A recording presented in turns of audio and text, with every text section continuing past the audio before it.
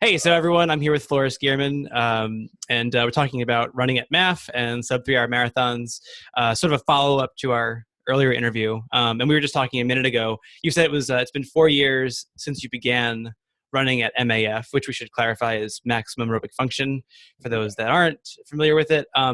Why don't you just give us a quick little background to your first marathon experience and kind of what brought you to running MAF, just to recap.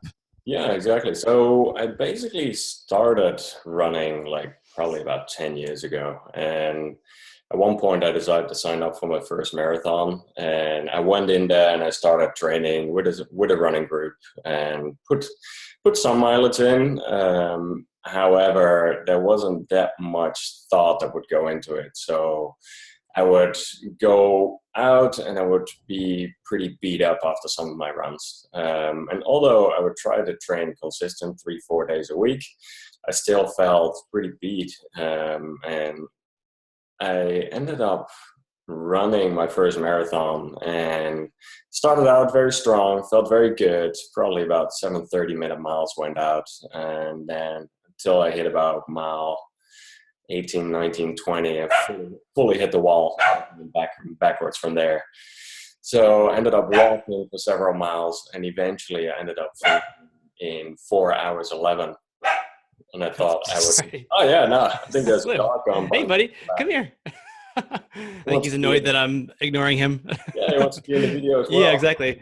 Sorry. So you hit mile 18 and you're going 7:30 pace. You're feeling good. And at that point, you're probably thinking, I'm going to crush this first marathon. This is fantastic. Yeah, until at some point you realize that's not going to happen. Like at one point I really started feeling delirious and it just fully hit the wall. And I really thought I was going to die. I thought this is horrible. I started walking. I eventually bagged a guy for a Gatorade on the side of the course, got a Gatorade and ended up walking for a few miles and then continued a slow jog in. And eventually I ran it in 4 hours and 11 minutes.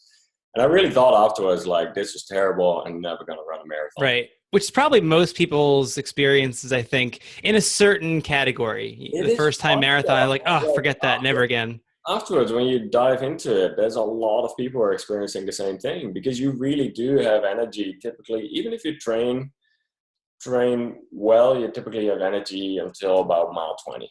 And that's when you start to run out of glycogen. Unless you're able to adopt your body and become more of a fat burner. And you can use some of your stored body fat for energy. So let's then dip into that. So you run this first marathon. It doesn't go necessarily the way you thought it would. And then what kind of led you to MAF? I think you said it was a Trail Internation podcast, right? Yeah, eventually, like it wasn't, I started running here and there for a little bit, but between 2007 and 2013, I really didn't run much.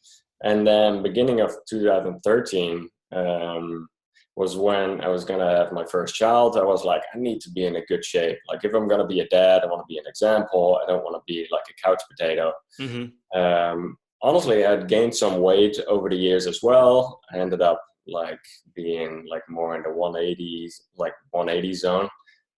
Just drinking beer quite frequently, not watching what I was eating.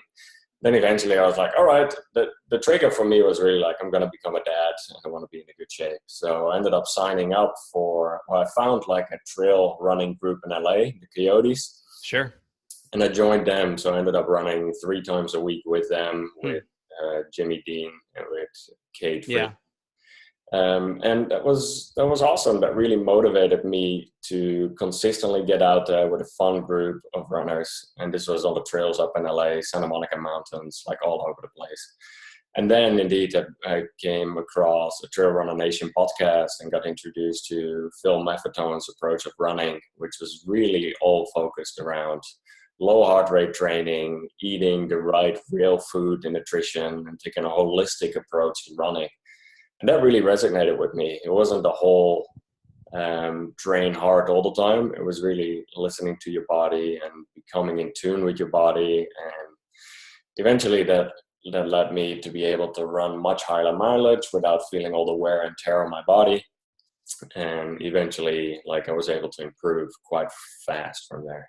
Yeah, I mean, I was looking back at the charts that you sent over, kind of your MAF test charts from that kind of 2014 period. Mm, And your progress was pretty incredible, because I feel like there was like a few months where it like really was every month a big chunk. And yeah. then maybe like 5 months went by and it was maybe a little slower. But you definitely, I mean, what was your first MAF test when you began doing it? And then where did you get it down to by that first So, sub-3 hour marathon? so I was typically doing most of my runs around 7:30 minute mile. And that's a heart rate for you at the time of 150-ish or so, Yeah, or? like 7:30, like before I started math training at all, like I would Oh, often before that, I see. I yeah, see. 7 minute mile, 7:30 Right. So which you're running by pace yeah, always. which Mm. at that point, like putting on a heart rate monitor, I realized it was way too fast for how my Mm-hmm. fitness was. So I did my first math test, and it was an 8:21 minute mile pace average,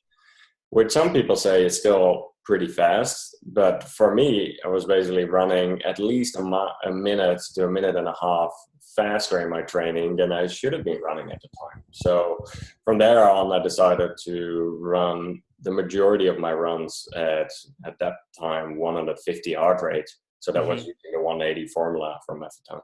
Right. And just we can clarify briefly, just the 180 formula is just 180 minus your age. And that kind of puts you at a rough ballpark heart Yeah. rate for where And you should do most of your runs. then you adjust it by certain factors, whether Right. Right. you had a cold, how long you've been training, so plus, minus 5 or 10 beats. So were you running based on a range like 140 to 150, Yeah, basically, so somewhere in at that that point ballpark? it was 140 to 150, Mm-hmm. and that meant that I really had to slow down my pace in most of my runs, and that was not an easy one. And funny enough, I was actually writing a blog post about it yesterday. Like last night, I started typing because I think most people have the hardest time with slowing down in their training, and Yeah. Early on, especially. early on, and even with me, like the first month, I was able to shave off. I don't know from the top of my head. I think like 37 seconds. So I went from an Mm. 8:21 minute mile pace, like 37 seconds faster, like Yeah. the second month when I did a test. So just right there, realizing that at the same heart rate, a month later, you can run 37 seconds per mile faster. Now, Yeah. figure over the duration of a marathon. Go figure if you train like that for 5 6 months in that way, like the amount of progress you make. So at the same perceived effort, you would have that much of a faster pace. Now I'm curious, what in that first month when you trimmed the 37 seconds off, what were you doing volume wise? I was definitely increasing my mileage. I believe at that time I was at about 40 miles per week. Okay. And then how So many runs was that spread over? I tried not to do too long runs just because then my body would have more time to recover. Mm-hmm. Like instead of doing like 3 runs of like 13 miles, I kind of try to spread it out. At the beginning, when I got into running, I saw these training plans and I would say train for 5 days a week, 6 days a week. And I'd be like, how? That seems way too much. Yet now that I started running more and more, I realize you spread it out over more days, you run less Right. volume, and you can actually make it more comfortable each of the days.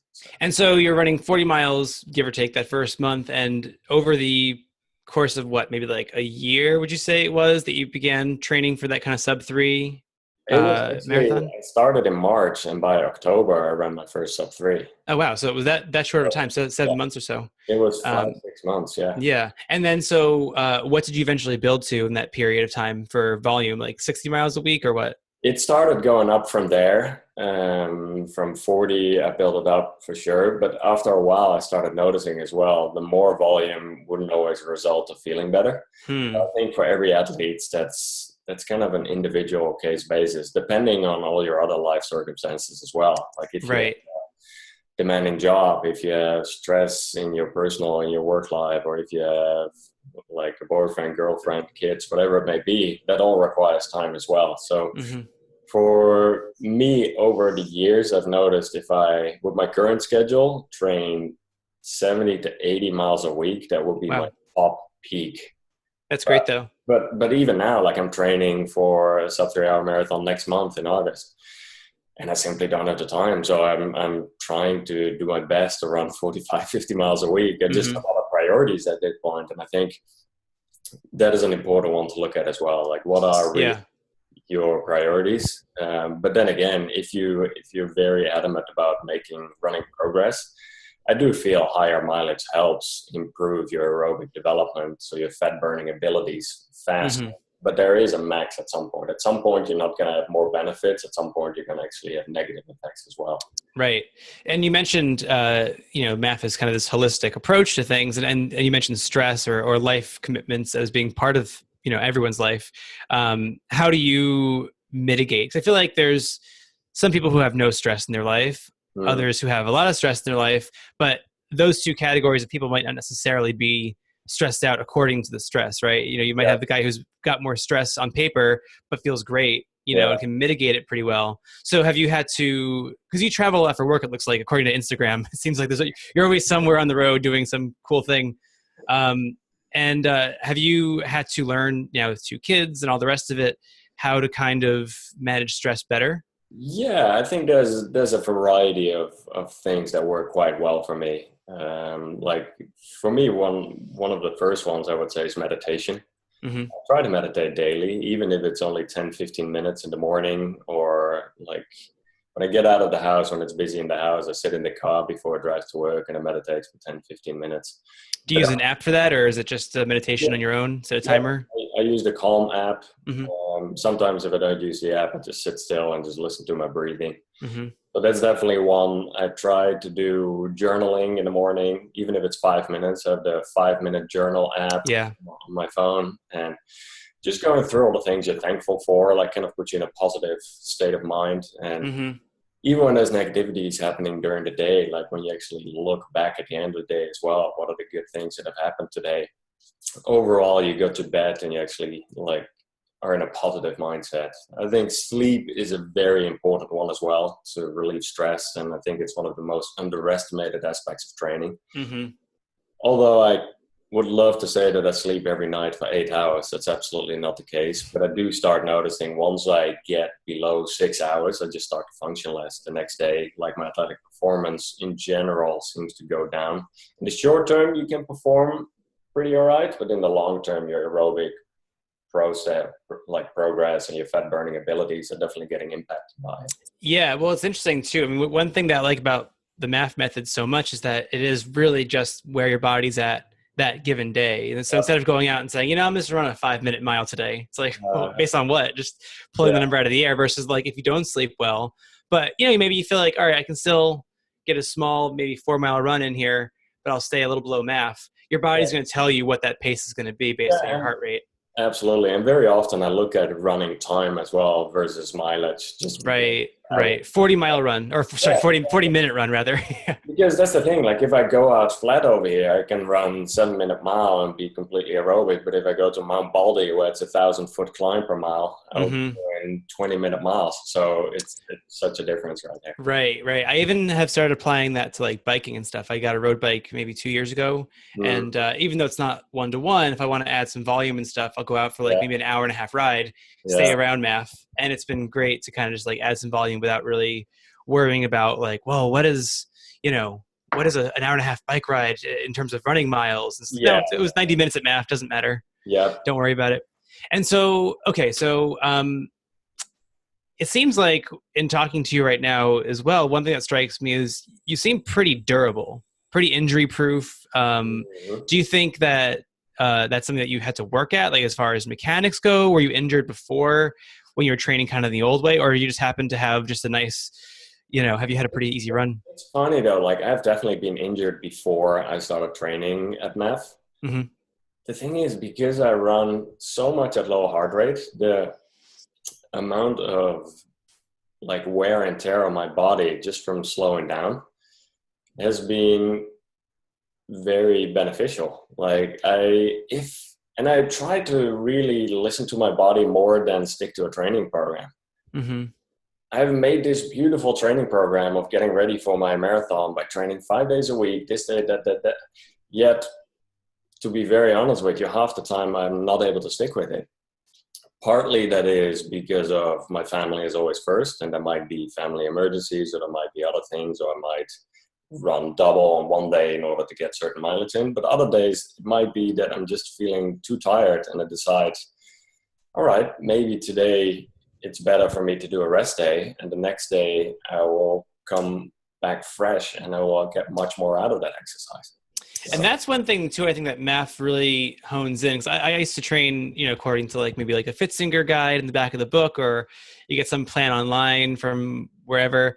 And, if it says, all right, Thursday you're running 8 minutes or 8 miles with 4 miles at race pace or whatever, you're going to do that run, even if you feel terrible. Versus now it's like, oh, maybe I need a rest day in here. And do you find that even taking those rest days, you're still making progress? Yeah, I do. And even if I'm not actively out there running, I might be out there with a stroller with my kids playing around, or I might start doing some kettlebells when I have them laying around, or something else. So yeah, that way, it's not that I'm sitting on the couch doing nothing and still out there being active. It's just at a different intensity. Right. And you mentioned kettlebells. Do you do strength training per kind of the slow weights method, or do you, which is kind of Maffetone's idea? Yeah, do you have? Absolutely. So it's kind of funny. Like in my office, I have two things. I have one 45-pound kettlebells that I actually made this little schedule. I'm such a nerd there, but I made a little schedule that I'm trying to do once an hour, once every few hours, like as a reminder, like just swing like 8 kettlebells. That's it. And then move on. So it will take you really 30 seconds. Your heart rate doesn't go anaerobic. And like over time, you really develop that strength, even though you don't bulk up, which I don't need to bulk up to be a fast marathon runner. Right. Well, that's funny. I work from home a lot of the time. And so my apartment here is like, basically I can see from where I'm standing about 8 kettlebells. And yeah, I see you have a lot of kettlebells. On Instagram. Yeah, I have a steel mace now and like steel clubs, which is certainly excessive. But I think to your point, you're right. All you really need is I tell people all the time, like just get one kettlebell, 45 pounds, whatever, learn to do a great swing, and that will cover so many of your bases. And I really feel like in that kind of, Pavel, that guy, that kettlebell dude from Russia, his whole thing is all about like the 3 to 5, 3 to 5, 3 to 5. So 3 to 5 sets of 3 to 5 reps, 3 to 5 days a week, just for developing strength. Yeah. And I think it's brilliant because like you said, every 2 hours, get up and do, 5 swings or 10 swings. And over the course of many, many months, you're going to develop this better strength. Yeah. Have you noticed any kind of translation or, I guess, noticeable benefit to doing the strength stuff with your running? It's funny. Like I didn't do any strength training for the first 2 years. Just common for most runners. Really, like 2013, 14, 15, I didn't do much strength training at all.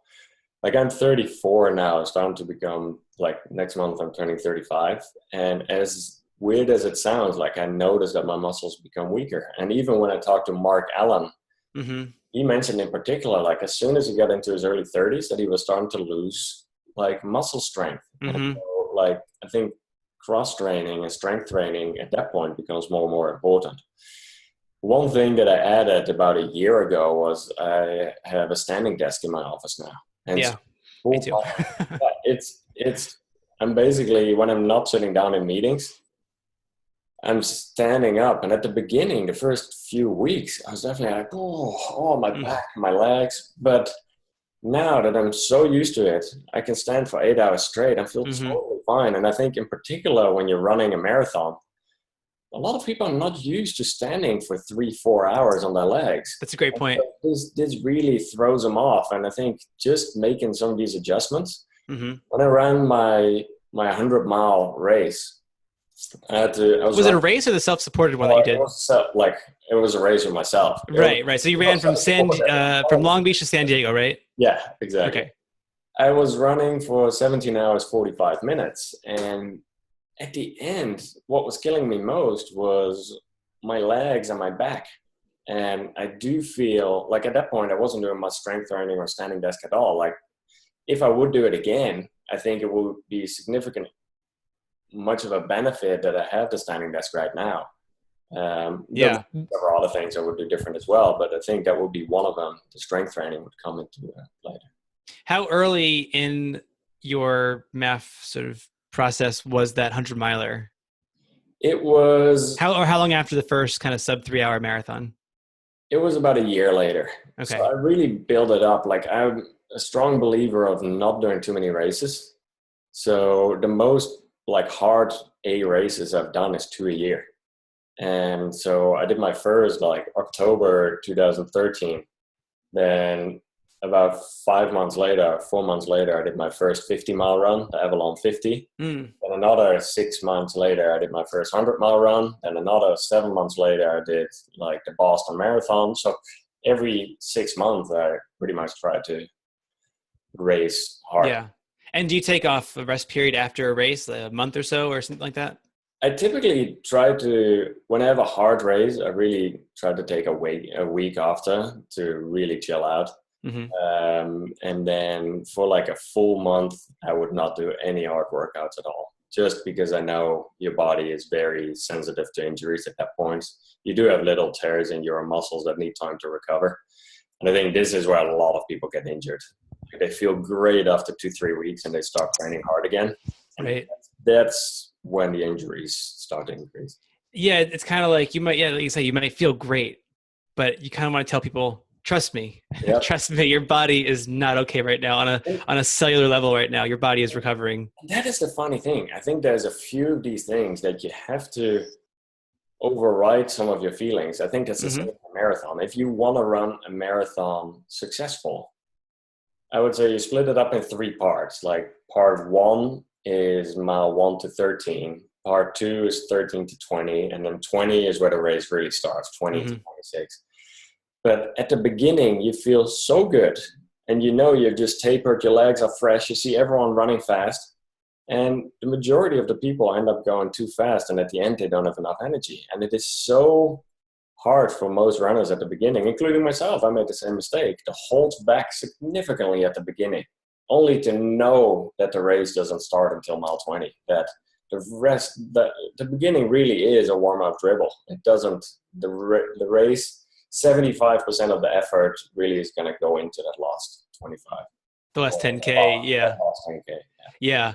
Okay, so not to make it autobiographical or anything, but we've talked a little bit on Instagram about my own kind of goals for sub 3 hour marathons. And then you have this great new website where you're kind of collecting a lot of your experiences towards that. Is that a goal that you find a lot of people have, the kind of sub 3 hour marathon? I think Boston qualifier and sub 3 hour marathon. That's it. Yeah. Some of the main goals for runners. Like the one thing that I do feel though, a lot of people underestimate how hard it is. And they would go into it like, oh yeah, I want to run my first marathon and I want to go sub 3, or yeah, I want to qualify for Boston. Let's do this. Yeah. Whereas it's like, okay, you just go run your first marathon. You just bonk, hit the wall, like realize what it is. And of course, if you can avoid that and if you can train the right way and educate yourself and pace yourself the right way when you have your first marathon, good on you. But I think it takes a few running experience in order to realize how that it does take a lot of time and dedication. Yeah. No, I mean, so in college, I went to school in Boston, and I lived my last 2 years of college. In fact, lived on the marathon course, but right on Beacon Street, like right about maybe a half mile from Kenmore. So probably around like mile 25 or so. Yeah. And actually later on, my sister lived on mile 23, further up the street on Beacon Street. So we've had a very long history of living on the marathon course, my family. But my first 2 years of college, I didn't know what a marathon was. I remember being in Boston and some friends in my dorm saying, hey, we're going to go watch the marathon. You want to come? And I was like, what's the marathon? I wasn't a runner. This is like 2002 or so. And I maybe had jogged to the gym a couple times, but that was about it. And then I said, I'm not going to go watch it. What do? You watch someone for 1 second go by? I had no idea what it was. Yeah. And then, so living on the marathon course then, my third year, I get up in the morning and like there's police barricades at my front door and people were in the street, suddenly crowded, and all then these Kenyans run by, and I'm like, what is this? And it's kind of this thing. So I took the train out about as far as you can go above ground on the D line out to maybe like mile, probably like 18 or so, 16. And just like, wearing big basketball shorts and like basketball sneakers and like a t-shirt like this. And just kind of snuck into the course and then jogged the last like 10 miles and ducked out before the finish line, of course. Yeah. But I was like, this is incredible. You kind of are around this. It's like, your first time you're driving a Ferrari, you're like, whoa, this is incredible. Yeah. And so then the next year, and I, as a like very obsessive Boston fan and, dedicated runner, I'm ashamed to say this, but my fourth year of college, when I was 22, I had a friend drive me to the starting line in Hopkinton, and I snuck down the exit ramp and got to the kind of way back. This is back when they expected like a few thousand bandits every year. They kind of prepared for it. They said, as long as you go in the back, no one's going to bother you. Go in the last wave, the last, last corral. And so I ran the Boston Marathon in 2006. Oh, wow. And of course, had no context for processing it other than just being so overwhelmed by how incredible this whole day was. And ever since that day, I thought, man, if I ever get into running for real, I really want to do Boston. And then when I came out here in 2008 to LA, I joined a running club myself and got, started getting into it. And since that day, really, since 2008, I would say it's been like my top goal. And of course, to your point, I made tons of mistakes in my first few marathons. It was just to crack 4 hours was like this big thing. And then, I made some progress early on. I was going kind of went from 4 something to 350 to 330 to 320 to then 315. So that's kind of where I am now. But then you have had some injuries as well, right? I've had a lot of injuries. Yeah. And then that's when I kind of discovered MAF training. And I've still had injuries since doing MAF, but I think primarily they came from two things. One, doing too much aside from running, going for a run, then walking my dog for 2 hours, and then doing some heavy weights, and then, going for a hike and all the rest of it. And then the other thing I think was just making basic movement errors in my form and mechanics. So now I've been spending the past 2 years, and if anyone follows my Instagram, they might see that a lot of kind of very PT style exercises for the hips and all that sort of thing. So it's still, top of my list of things to accomplish with running, but it's become this thing where the pursuit of Boston has become as meaningful as anything else I've done. Yeah.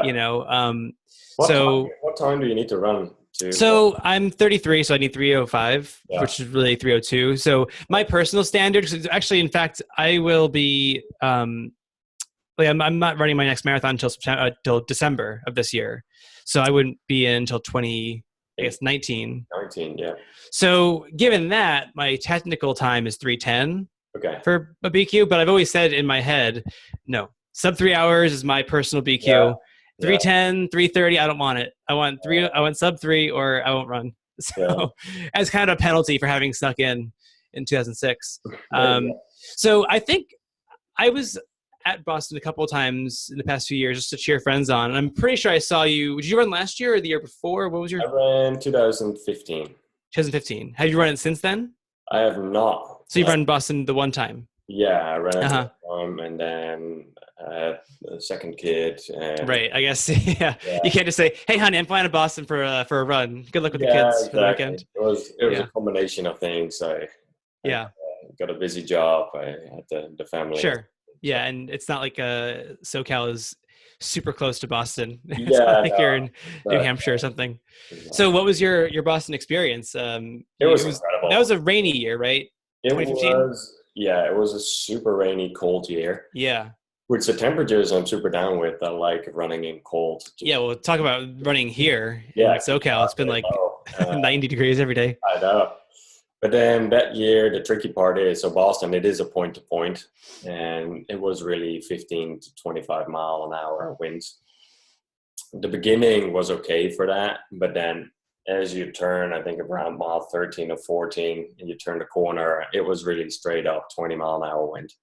And then in combination with some of the hills was definitely a tricky one, but I was still able to PR by about 9 minutes at that marathon. So, and what was your time that you qualified with to get into Boston? I qualified with 2:55. And so that was your first sub 3 hour marathon. Yeah. And the thing is that was in October, so I still had to wait the following year as well. Right. So right. I ended up running this in 2 hours 44.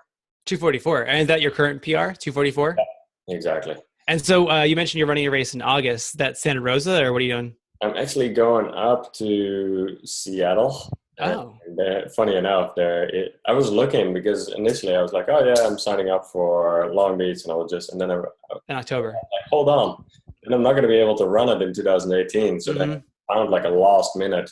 Most of the marathons are already booked, so I found a downhill marathon, and typically I wouldn't say it counts if it's a downhill marathon, but this was one of the few that I found available, and I have family in Seattle, so I can just fly in. And it's is that the Jack and Jill, the tunnel? It's the tunnel one. Yeah, so, looks super weird. Yeah, it's kind of a little bit trail, right? Yeah, it's a bit of trail, but it's a net, I believe, 2,000 foot downhill. So Right. I love running downhill purely because you keep your heart rate low and you can just book it. Mm-hmm. But that being said, it is going to be the first race for me in a while. So it'll be fun to get out there and then train for Long Beach 2 months later, and then have like another 5 months to train for Boston. So you'll do Long Beach the full in October. Yeah. Wow. So you're not worried about.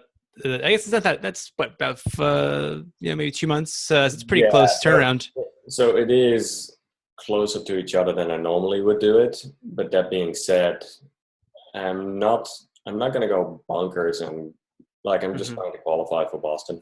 Right. So, And I imagine for you, like at this point, I remember you wrote a blog post maybe, I don't know, a year or two ago where you're like, oh, I'm out of shape.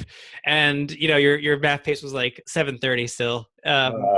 So I imagine for you, like at this point, sub 3 hours is challenging, but not this impossible. How am I going to do it? It's kind of in your muscles at this point. Exactly. Even though like the other day or last week, I ran like a 20 miler at about 7:07 mile, but there was like 1,400 foot of climbs. I came back and I was like, that was an effort. Yeah. Though it was aerobic, and that's kind of the thing I've noticed. I think I've done a bit too much MAF running at some point. My aerobic pace has become fast, but my lactate threshold level has come down a bit. I'm at a level now that, or at a point that after several months of aerobic only again, I do have to start adding more speed work. Well, that's an interesting point. I think a lot of folks think that MAF is just that, like you run slow, forever, and that's it. But really, there is a point at which you have to start doing, some aerobic stuff or anaerobic stuff. So, what are you doing? Towards that, are you doing like hill repeats, tempo stuff? I like hill repeats. I've only done like a few higher interval sessions, or I would just. As much as I think it's good to go to a track and do like 800 meters, or I would go to a pretty decent steep hill and do like 400 meters or 800 meters. I also sometimes just like to go to a trail and just go out for a run, and then when I feel like it, pick up the pace until I don't feel like it anymore, and then just doing that a few times. Like it's less rigid of like I need to run until that point. Like I really like that part of freedom of just going out, going hard for a few minutes, slow down when you can. Yeah, me too. I feel like there's something about that that's much more satisfying. To you go to the trail, you start going, get warmed up, and then there's a cool hill up there. I'm just gonna sprint up that hill. It's the same reason that I like hill repeats. Even like if it's just like 10-second reps.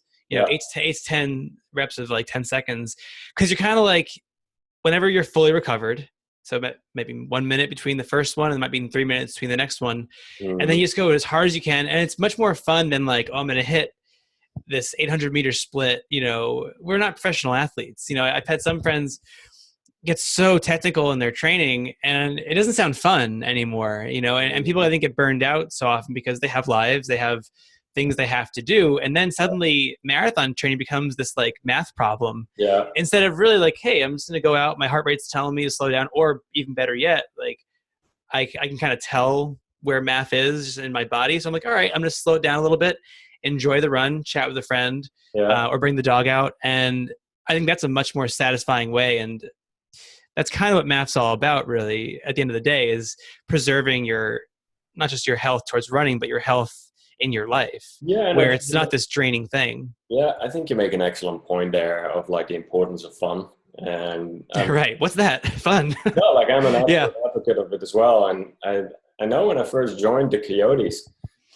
that was like they have that 10 commandments, and like at the top over there, if you're not having fun, you're doing it wrong. And I think it makes so much sense, the part of, yes, you can get really obsessed with it. You can really start looking at the numbers in a rigid way, and you have to do this and that and that. Yet, on the other hand, you want it to be fun, so you're motivated to go out there. And it's good to have that competitive side to it and keep track on your progress and all these kind of things. Sure. Fun is well, that's kind of the nice thing about. Oh, sorry, go ahead. I cut you off there. Fun is definitely like the overarching part there. Do you find that running with a group though, like one of the challenges that I had when I first switched to MAF is that I used to run with a group every Saturday morning. And then, maybe my MAF pace became maybe a little bit slower than the group would run, or I'd go with the group and I'd get pulled along a little bit. And then I'm, 10 beats over, or maybe it's a hot day and I'm closer to a threshold, or, whatever you want to call it. And suddenly you're not doing MAF anymore. You're doing this back to the kind of gray zone that got maybe the fewer results or the injuries. Did you find that you had to kind of slow it down initially when you began doing MAF with as far as group runnings go? It is funny. Like the last few years, I have not run much with a group at all. It's purely because of my schedule, I think, that I end up running either very early in the morning, late at night, during lunches, and it's pretty inconsistent. As much as I would love it to be consistent, of like this day and like doing that. You have your group that day, yeah. That makes it a bit harder for me to run with groups. The other part is definitely also it's not always easy to run at a very specific heart rate and run with other people. Yeah. Who are not necessarily running at that heart rate or at that. Yeah. But I imagine for you though, at this point, the challenge is finding people that can actually like catch you. Like early on, it's like everyone's too fast. Now you're like, oh, I'm just jogging at a 6-minute pace here. Yeah, no, like I wish it would have been that way. Like I've been able to, like right before Boston, like my MAF pace was in the low 6. Like it was at some point like 6:10, 6:15. At this point, I'm at about 7-minute miles. So, but that's about what I'm aiming for, 7. But I run a lot of miles slower than that. Like right. a lot of 8, 9, 10-minute miles purely like to, even if I would run all my miles at 7-minute miles right now, it would be too taxing on my body.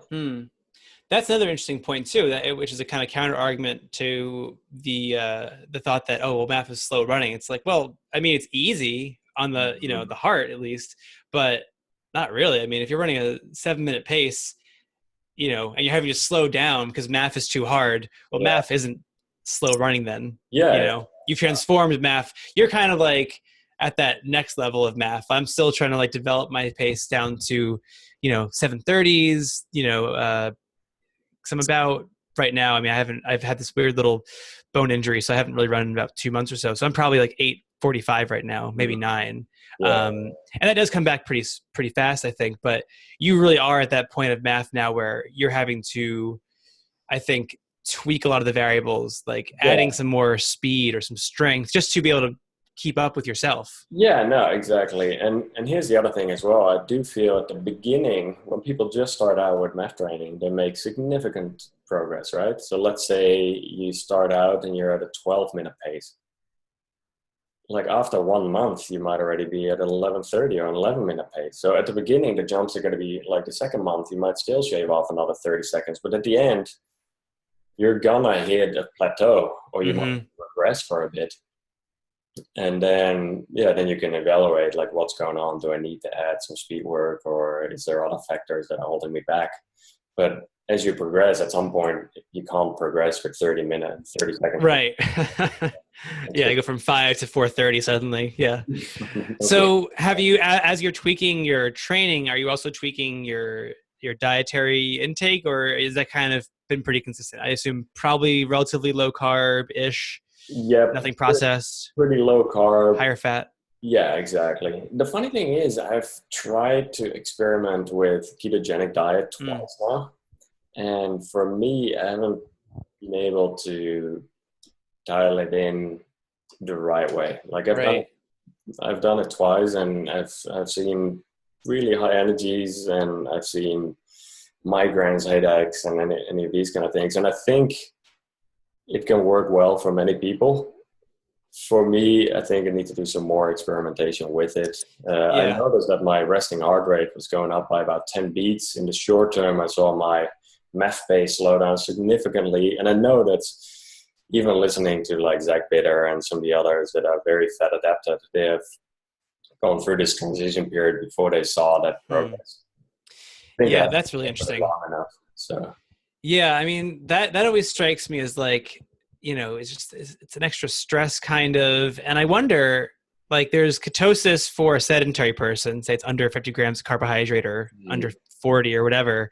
But if you're putting in 70 miles a week, I mean, ketosis for you might be 200 grams of carbohydrate a day, or 150 or something like that, and you still might be at that kind of level of ketosis. I wonder. That seems like that's where, for me, I've always been interested in ketosis. It seems like an interesting idea, and there's plenty of studies on the health benefits of it, even as an intervention for like cancers and that sort of thing. But I just look at it and then I'm like, oh, it sounds like so much work to like measure your ketones, and suddenly you're peeing on strips, and I'm like, what are we doing here? Yeah, and it sounds sometimes easier. Like, I think when you have the time to do it, I think it's right. Like with coming home, having a quick meal with the family before spending time with the kids, but like the whole family, I think, needs to be to some extent behind it as well. Yeah, right.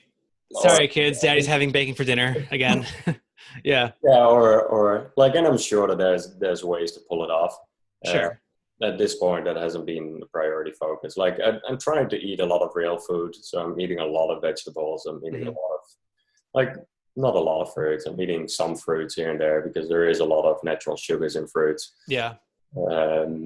And then, we're trying to cook most of our meals here at home, like eat a lot of salads, a lot of olive oils, like, definitely some higher fats. Even right now for breakfast, I had the bulletproof. Me too. Tea, because I actually. Oh, tea. Okay. When I drink coffee, like, my energy levels really like kind of go up and down. Okay. So I don't drink that much caffeine. But I do it with tea. So I have like green tea in there, and then some coconut oil, a little bit of butter, and a raw egg. Oh, great. Yeah, kind of the MAF tone addition there of the egg. Put a bit of cinnamon in there, put it in the blender and make it nice and foamy. Yeah, delicious. How are you on time, by the way? I want to be mindful of your time. Yeah, we're good. All right, great. So maybe we'll do one more question here, and then we'll wrap it up. I'm curious, do you do a lot of your runs fasted, or do you have a little snack beforehand, or what? I do some of them fasted, but I'm not, like, I read a lot of people that are like, oh yeah, I'm not gonna eat anything, I'm gonna go out for this. I do typically try to have some food in me. Don't know how long the run is gonna go. I don't know. Like, for me, I have no issues. Even if I would eat a massive meal, I have no issues to go out for a run. Like, I don't have to eat half an hour in advance, an hour or hour and a half. I can have a massive meal and 5 minutes later be fine. Not that I would want to do that. I definitely eat something before most. Right. And so what, is there a limit? Like, for me, I often think, like, all right, if it's going to be under an hour and I'm not hungry, I won't eat. If I am hungry, I will. But if it's over maybe like 90 minutes, I always have something. What's a typical cutoff for you? Or is it just like, I'm going to have a snack just in case? For me, I typically, any run under 2 hours, I don't eat anything. Like, and this is talking an aerobic run. If I would go on a hard workout, if I would go out now for a half an hour or for a half marathon or whatever and go run hard, obviously I would eat something. I typically would bring some gels, and those have worked well for me in marathons as well. On training runs, anything longer than 2.5 hours, I would bring something, whether it's like a bag of almonds that I would eat or whether it would be a gel. But I try to really minimize how much I would take in. And what might be a pre-run meal for you, typically?